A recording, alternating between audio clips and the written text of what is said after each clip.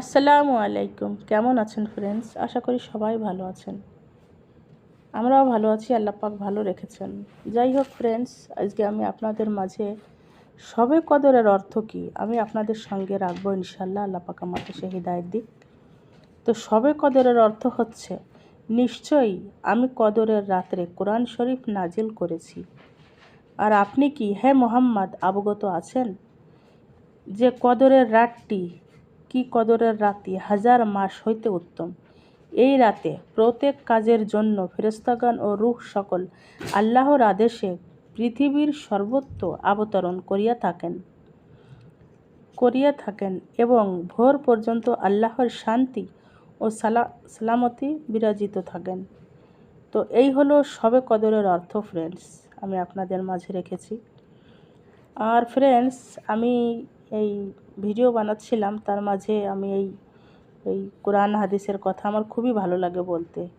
আমি নিজে পড়ি, আপনাদের সঙ্গেও পড়ে শোনাচ্ছি। তো আপনারা যে যেখান থেকে আমার ভিডিওটা দেখছেন অবশ্যই লাইক, কমেন্ট অ্যান্ড সাবস্ক্রাইব করবেন ফ্রেন্ডস।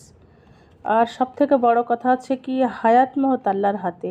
কি জানি কখন কি আল্লাহ পাক কাকে ডাক দেয়, সবাই চলে যাবে। তাই সবার জন্য দোয়া করতে হবে, ছোট বড়, ছেলে মেয়ে, যে যেখানে আত্মীয় স্বজন আছে ফ্রেন্ডস, সবার জন্য দোয়া করতে হবে।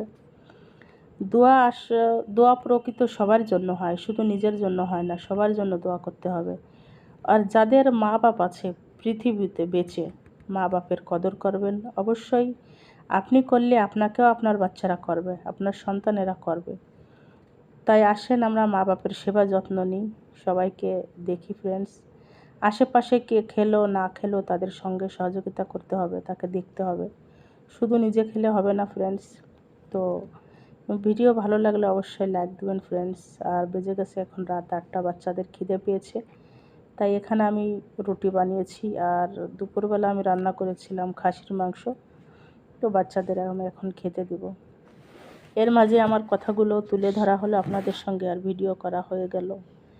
তাই আমাকে অবশ্যই সাপোর্ট করবেন। আল্লাহ হাফেজ।